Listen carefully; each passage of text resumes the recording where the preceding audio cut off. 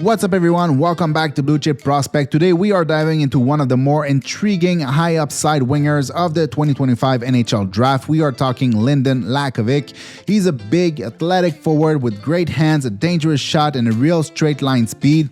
There's a lot to like here, but he's still raw in some areas, especially when it comes to using his size to its full potential, but the foundation is very strong. So let's take a look at Lakovic, what he needs to work on, where he might fit at the next level.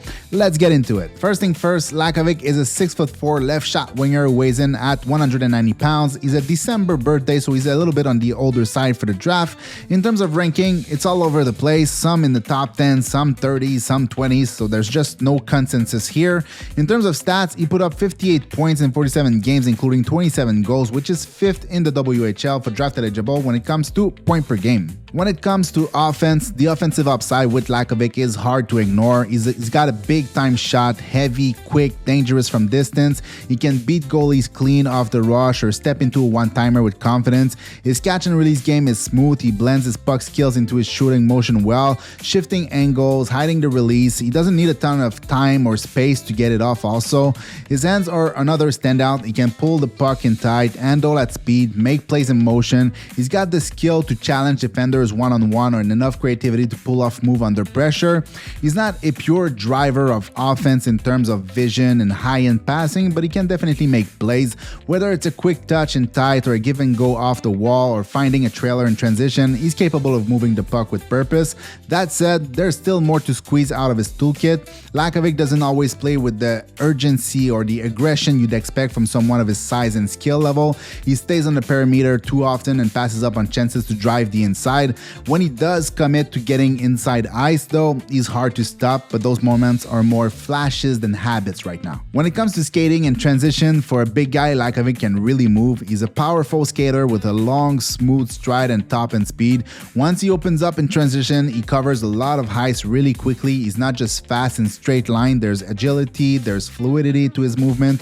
He can shift gears, adjust laterally, and make space for himself in motion. His skating gives him a real advantage off the rush, especially when he combines it with his puck skills.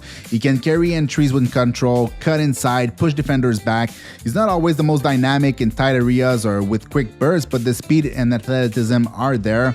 As he adds more lower body strength and learns to protect pucks better, he'll become even tougher to stop in transition. If we talk compete and physicality, this is where you want to see more from him. Lakovic has the frame to be a load on players.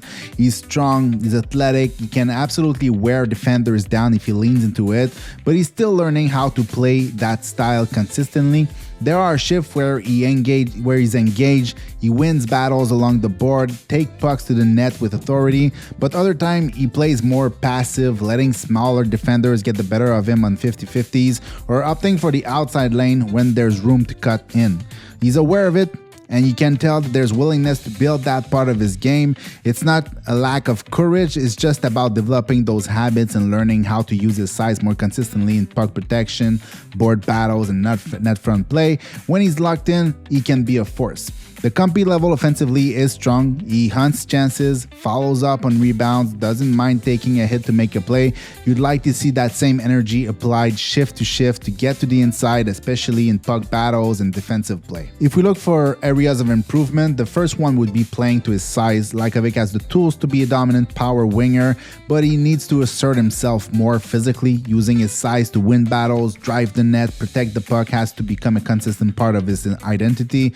The second one would be inside driven habits. He creates most of his chance, or not most, but too much of his chance from the perimeter right now. Getting inside more often, whether it's off the rush or off the cycle, would take his offensive impact to the next level. And the third one would be consistency and engagement.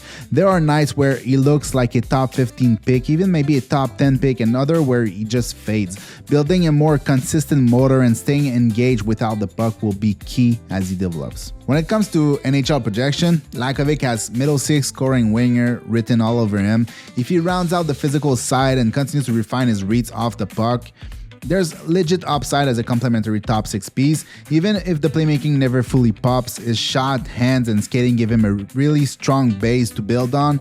He may not be the guy driving a line, but he could absolutely be the one finishing off plays and making life miserable for other defenders. In terms of NHL comparable, I don't really have a good one because Lakovic can be anything from Anthony Manta to Kirill Marchenko. Big, mobile enough, powerful winger who can finish plays, throw his weight around, and provide energy, but that is if the physical side comes along. He could fill a similar role without the point per game upside. So that's gonna wrap it up for Lynden Lakovic. Hope you enjoyed. Take the time to like and subscribe if you liked the video. And as always, thanks for watching. See you in the next one. Peace.